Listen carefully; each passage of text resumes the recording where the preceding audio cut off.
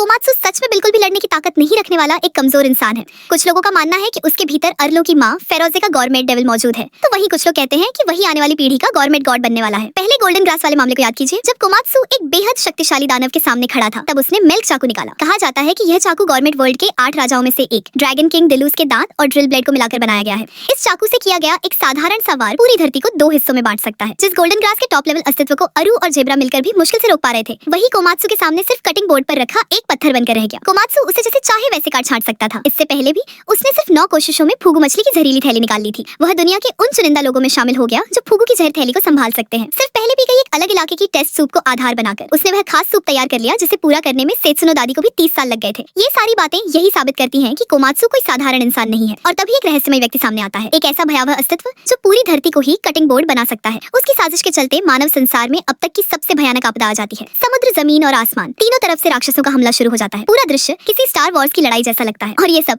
सिर्फ कोमात्सु को हासिल करने के लिए किया जा रहा था। आखिर ऐसा क्यों? असल वजह यह है कि पहले कोमात्सु को गोल्डन टॉवर में एक बहुत ही प्राचीन किताब मिली थी। उसमें गॉड को पकाने की विधि लिखी हुई थी। लेकिन सबसे अहम बात यह थी कि कोमात्सु के पास अविश्वसनीय किस्म की किस्मत है। केवल वही पौराणिक स्टोन टेबल के राजा को खोज सकता है, और तभी बातों बातों में जोआ उसके सामने आ खड़ा होता है। खतरे के उस पल में चारों स्वर्गीय राजा एक बार फिर इकट्ठा हो जाते हैं, और अब कोमात्सु को पाने की जंग शुरू होने वाली है। मैंने इस पर सोचे से कहीं ज्यादा समय लगा दिया।